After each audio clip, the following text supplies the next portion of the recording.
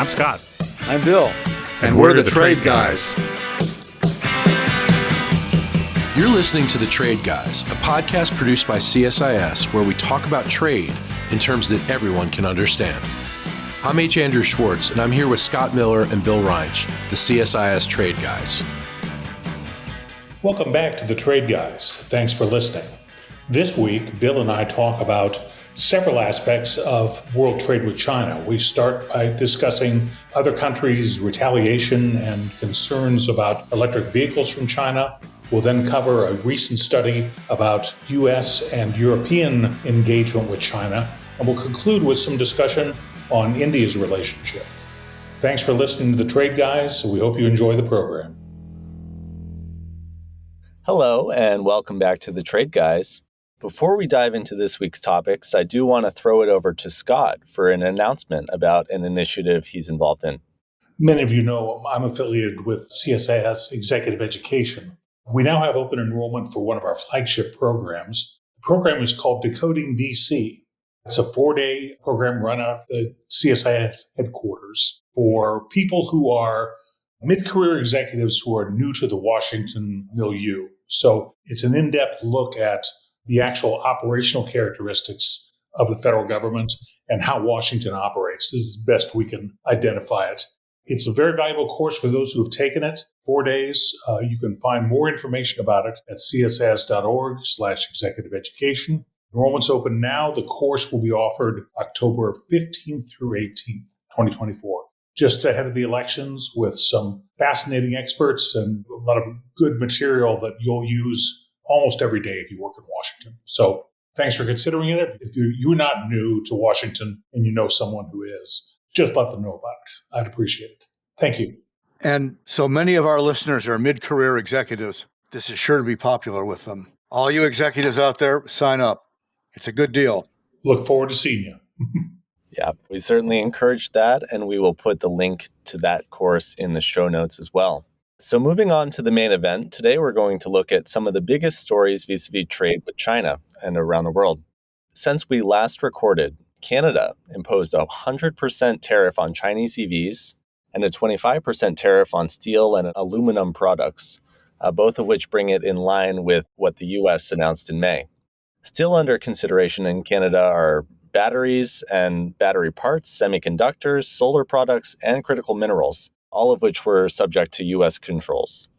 China has responded by opening an anti-dumping investigation into canola imports from Canada. Canada supplies about 94% of China's canola oil. So guys, why is the Canadian government imposing this tariff, and why now? Well, I think they've run into the same thing that a bunch of other countries are running into, the problem of dealing with Chinese overcapacity and the extent to which it's going to undermine other people's industries. And to me, this is not only Canada that's doing that, and I'll get to some other examples in a minute.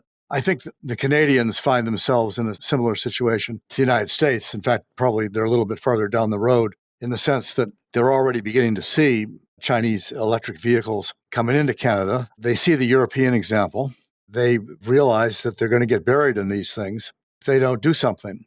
This has been the chronic problem that more and more countries are facing with respect to China. This is a familiar rant for me. When you have a country where capital is allocated by the state, not by the market, you always get overinvestment in the state-favored sectors. You always get overcapacity, and then you always get overproduction. Then that production gets dumped on the rest of the world. There are rules about that, WTO sanctioned rules. Countries have had some success from time to time using those rules, usually the anti-subsidy rules or the anti-dumping rules, to go after this kind of problem. But I think increasingly countries are discovering that those laws end up working too little too late, and that by the time the investigation is over and the conclusion arrived at, the damage has already been done. And it's difficult for an industry, particularly a complex industry, to recover. So an increasing number of countries are beginning to look at this problem as sort of a systemic one that affects everybody. And I think they're also beginning to realize that when faced with that kind of situation, unilateral measures don't do the job because they're squeezing the balloon. So Canadian tariffs on EVs may end up keeping Chinese EVs out of the country. We'll see. But then there's a lot of other countries.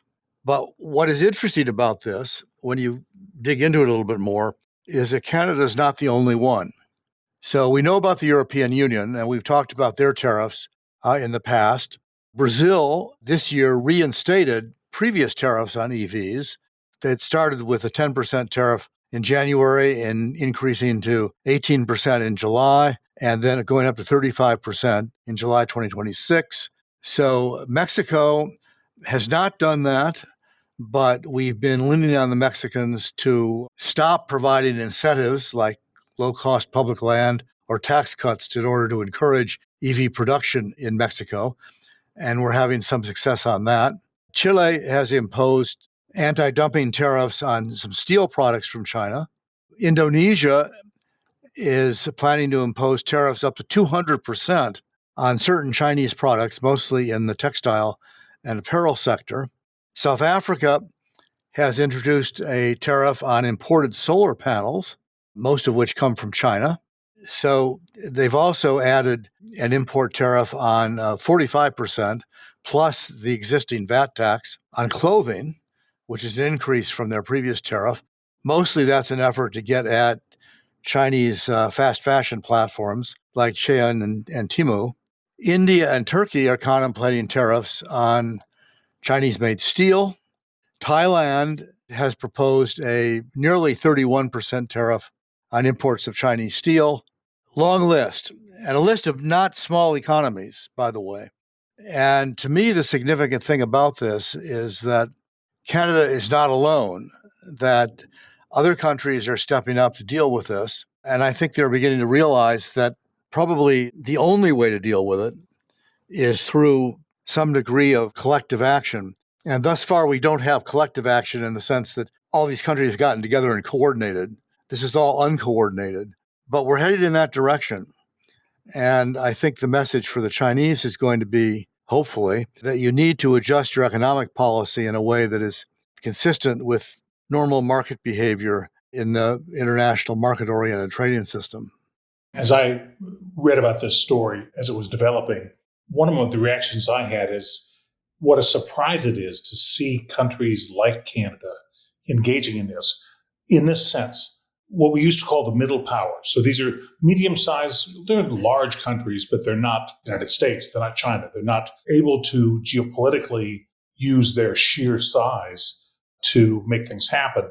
Countries like Canada, Chile, New Zealand, Australia are among the most vigorous defenders of the rules-based trading system because they're outwardly engaged and they like these rules. Tariffs that we have are agreed on through a set of negotiations where everybody gives and takes and we agree on the conclusion of it and we settle disputes by a set of agreed upon rules. And that trading system appears to be running on fumes when countries that are longtime defenders of the rules-based trading system, Canada, Chile, among the others that Bill's mentioned here, go on their own instead of trying to work through the existing rules. I'm not really surprised that that's the case. We're probably 10 years past any real effort at tariff cutting at the WTO. There was the last round of trade negotiations ended in 1994. Then there was about a decade's worth of accessions to the WTO, where economies that joined the WTO made specific tariff commitments. But the last big country to enter the WTO was over a decade ago. And, we're kind of out of steam there. When it comes to settling disputes and having differences resolved according to the rules, well, the appellate body has now been out of commission in terms of not being able to have a quorum for 5 years or so. And so what happens in that kind of void of the rules is that national interests and short-term thinkings tend to take over. There's always a good reason to point fingers at a trading partner, then accuse them of cheating, and take action. This is the beginning of what economists would call beggar thy neighbor policies, because it usually provokes retaliation, such as the case of Canadian canola oil exports to China. So I think we'll see more of it. It's one of those where the problem may be China, but the underlying issue here is the trading system doesn't seem to be able to resolve these issues. I think that last point is the particularly important one. There's a growing argument amongst trade wonks that the system is no longer fit for purpose. It doesn't solve the problems that it should be solving. What is lacking is any kind of a consensus on how to move beyond that, either how to get back to where we used to be or where we're going as an alternative. So you get a whole range of individual countries taking individual actions. And interestingly, right now you can see it in a kind of different way in our presidential campaign, because both parties are kind of saying the same thing, but they're saying it for different reasons. So if you listen to Donald Trump, not all Republicans, but if you listen to Trump, he would say, and Ambassador Lighthizer would say the same thing, the system is not fit for purpose anymore because the foreigners are taking advantage of us, primarily the Chinese, but other foreigners are taking advantage of us as well. If you listen to the Democrats, they would say the system is not fit for purpose because the benefits are accruing to big companies and not to workers. That's a very different rationale, but it leads them both to the same place, which is a lack of interest in further trade liberalization and a willingness to use tariffs to achieve national objectives, increasingly being justified under the rubric of national security, that we are not doing these things just to get even with other countries. We are doing these things because we need them to defend our national security.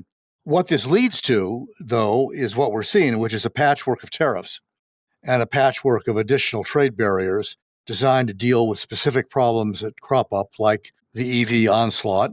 And, we've been down this road before with other products, steel, aluminum. And you can see now in the list I just provided that other countries that probably should have dealt with steel a long time ago are beginning to deal with it now. What's worrisome is that, A, this is uncoordinated.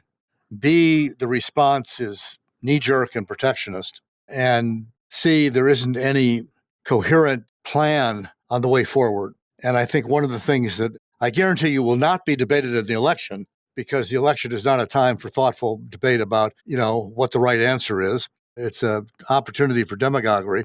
But eventually, when the election is over, I hope we'll get back to the point where we can have a rational discussion about how we rebuild the system in a way that really will serve everybody's interests. Fair point, because we let this go, and that's one of the ways you get stagflation, which was no fun in the 70s, and it'll be no fun now. Exactly. Let's return to Europe, which, as we mentioned, has not been as aggressive in its tariffs on China as the US and Canada, for example. So a Peterson Institute study released on August 27th illuminated a troubling but perhaps not surprising dynamic, and that's the US-China decoupling or de-risking or what have you seems to be leading to deepening trade ties between the EU and China. What did you all make of this study and this dynamic that it shows? Well, it's an interesting report. It's worth reviewing. Our friends at the Peterson Institute, I think, did a fine job of using relatively current data, looking at major sectors of the world of goods trade. To consider this, keep in mind that when you look at the big traders, there really are three. And by big, I mean roughly $7 trillion of annual imports and exports. And that would characterize China, which is the largest, that's at modestly over $7 trillion. Second, the United States, which is roughly at $7 trillion of imports plus exports. And then what the WTO would call the European communities, or the European Union, also with merchandise trade and trade in services, roughly $7 trillion. Number 4 is Japan, under $2 trillion. There's a real step change.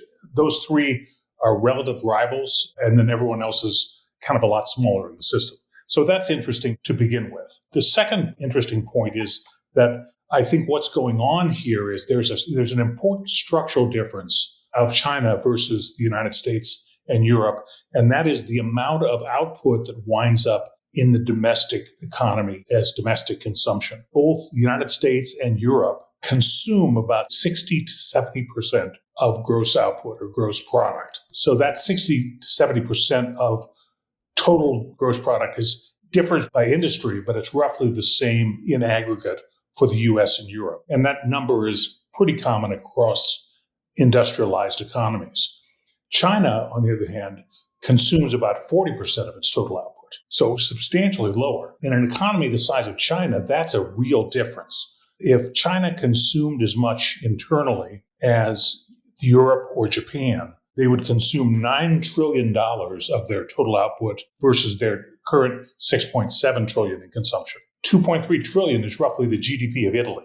So, so it's a big number. And that difference makes for either you can call it underconsumption, you can call it overcapacity. They have to export a lot of the products simply because they don't consume them internally and they're not going to produce less. So that's really what results in this. Now, the Peters Institute study noted that the United States was moving in a general direction of reducing its engagement with China while Europe was slightly increasing. I think that may have as much to do with timing as anything else.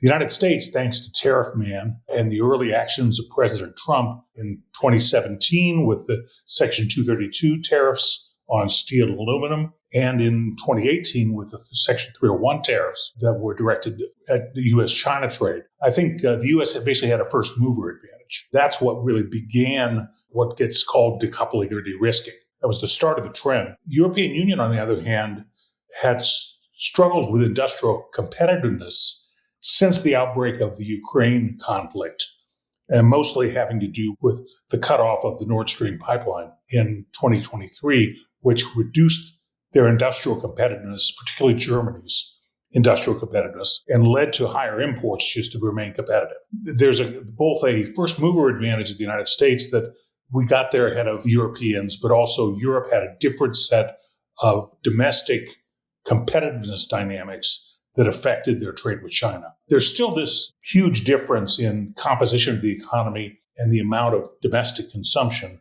of total output that is behind these numbers. But overall, US and Europe are pretty similarly situated. A lot of industrial rivalry between the two. If you look at Boeing, Airbus, but there's a Boeing and Airbus in chemicals, machine tools, and almost every big traded sector in industrial economics. It's different than China, which makes almost everything, including the extracting industries and the low-wage jobs at scale, which aren't really done in developed economies like Europe and Japan and the United States. So that's, I think, what's going on there as much as anything. It takes us back to a point Bill's made a number of times, either underconsumption or overcapacity, however you want to characterize it. I've characterized it as overcapacity. And I think what exacerbates it right now is a repeat of past Chinese policy, which is that every time they get into economic trouble domestically, which they're in right now, their response is, let's export our way out of it.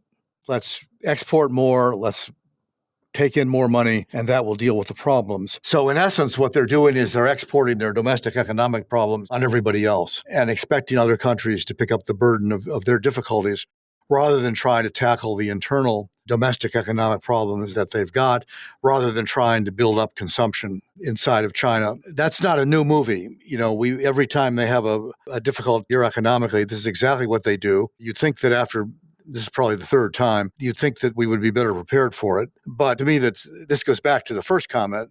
The first topic we took up is the thing that's different this time is that more and more countries are not simply taking it. They're responding, and it'll be interesting to see how the Chinese deal with that. I mean, their immediate reaction, and Scott alluded to this, is that they always retaliate. So canola oil, in the EU case, when the EU announced the EV tariffs, they initiated anti-dumping cases on pork, dairy, and cognac, as I recall. And so they never let these things pass uncontested. Sometimes it takes them a while to figure out what they want to do, partly because they very much want to do something that doesn't hurt them and does hurt the other country. Canola oil is kind of an interesting case. And I guess it's a case of whether there's adequate substitutes from other sources. If they're getting 94% of it from Canada, it means there may not be that easy to switch to other sources of canola oil.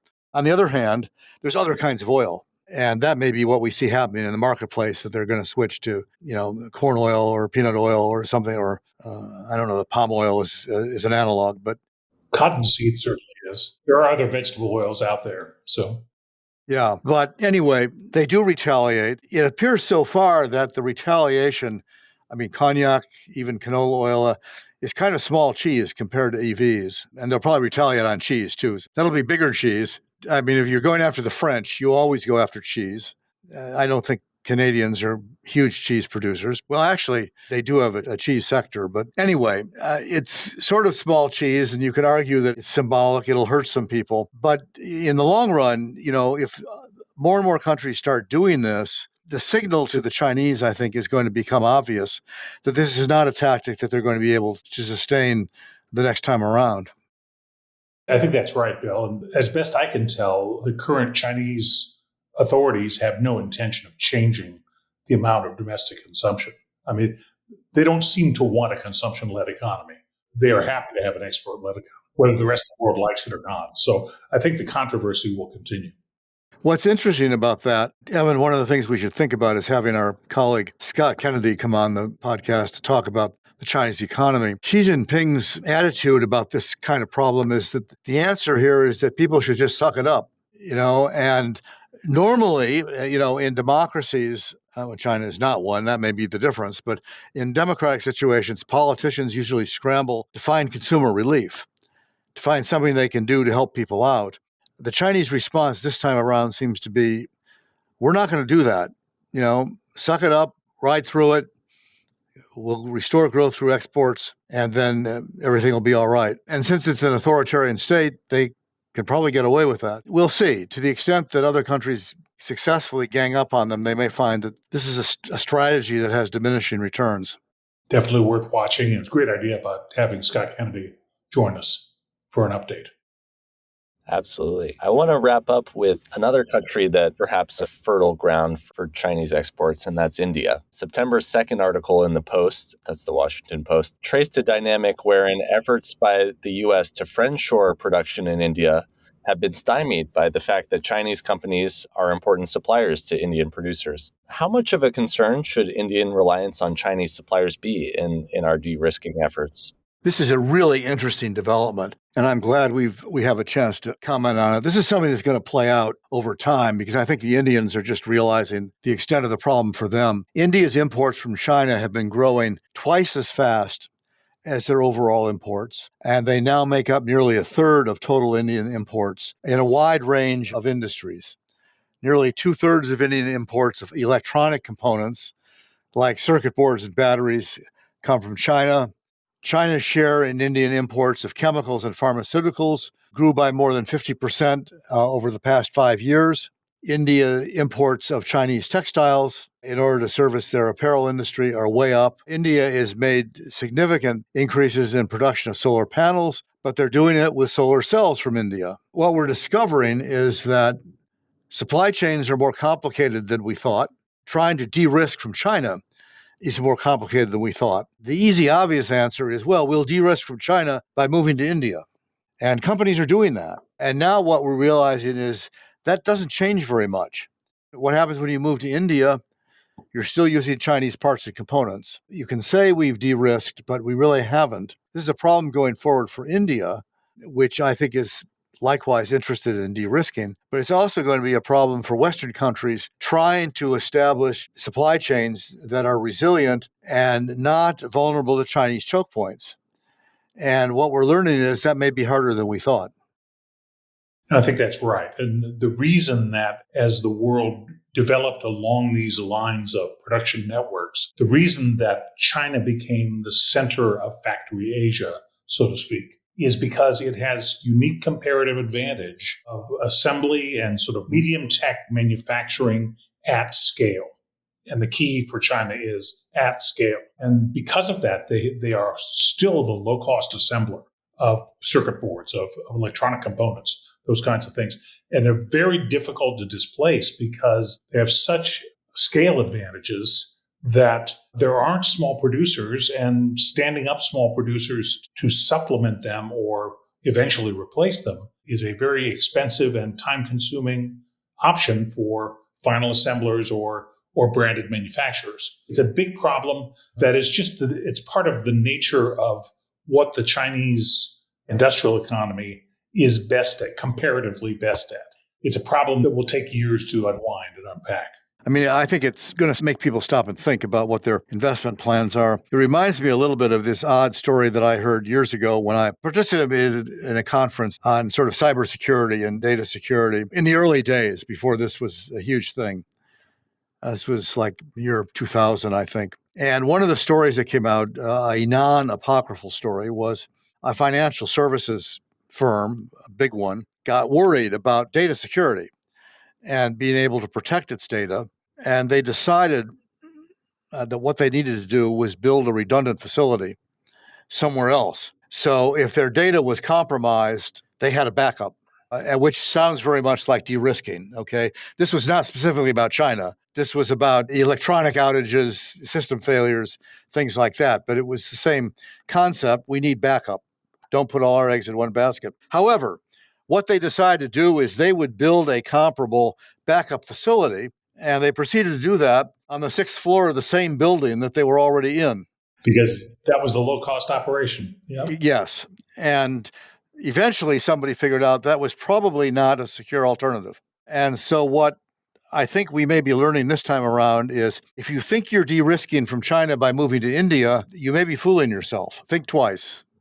Okay, well, we will be back to think twice and maybe even 3 times next week. Thank you all so much. Thank you. See you next week.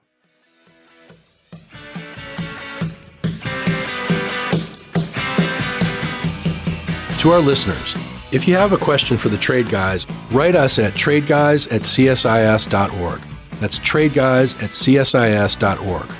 We'll read some of your emails and have the Trade Guys react to it.